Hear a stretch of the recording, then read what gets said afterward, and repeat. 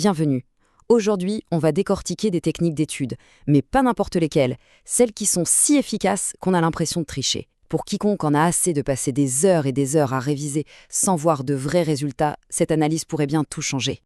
On connaît tous ce moment, on s'installe pour travailler. Tout est prêt, et là, cette petite voix qui murmure.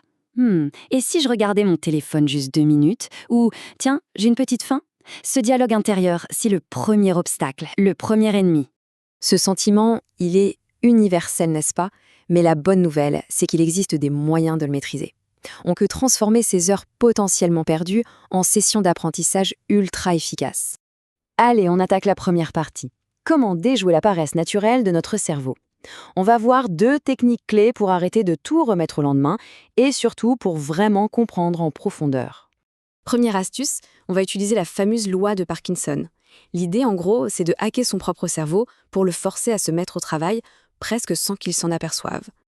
Et que dit cette loi? C'est tout bête en fait. Une tâche prendra toujours tout le temps qu'on lui donne. Si on se dit « j'ai 3 heures pour faire ça », eh bien, ça prendra 3 heures.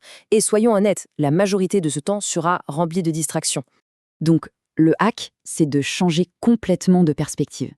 Au lieu de se lancer dans une session de 3 heures qui semble être une montagne, on se dit simplement « allez, je m'y mets juste pour 20 minutes ». D'un coup, la tâche ne fait plus peur. Le cerveau arrête de résister.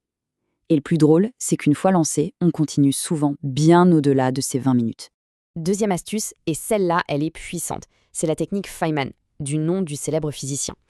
L'objectif ici, ce n'est plus de mémoriser bêtement, mais de vraiment comprendre. Tout part de cette idée, qu'on attribue souvent à Einstein, si on est incapable d'expliquer quelque chose simplement, c'est qu'on ne l'a pas vraiment maîtrisé. C'est le cœur même de la technique de Feynman.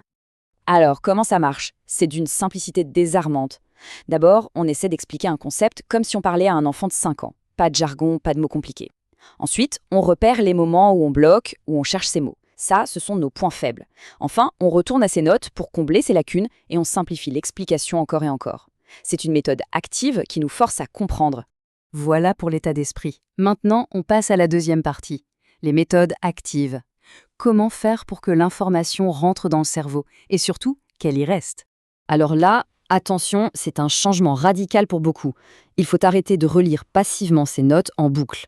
À la place, il faut se tester activement. C'est prouvé par la science, c'est bien plus efficace pour la mémorisation. La différence est fondamentale. Relire donne une fausse impression de familiarité. Le cerveau se dit « Ah oui, ça je connais ». Mais le rappel actif, c'est tout l'inverse. On ferme le livre et on essaye de ressortir l'information de sa mémoire. C'est comme faire de la musculation pour le cerveau. Quatrième astuce, une petite technique pour créer un faux sentiment d'urgence et déclencher une concentration quasi instantanée. Le mécanisme est simple. On règle un minuteur sur 30 minutes.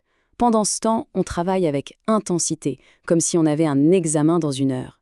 Quand ça sonne, on s'arrête. On prend 5 vraies minutes de pause, sans culpabiliser. Et on recommence.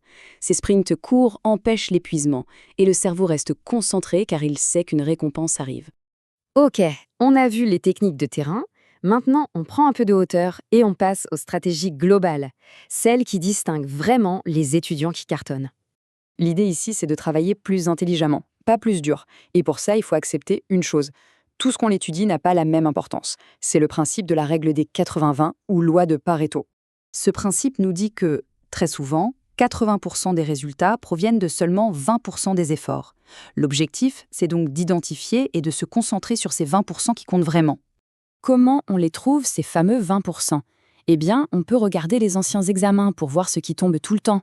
On peut aussi tout simplement demander au professeur quels sont les points cruciaux du cours.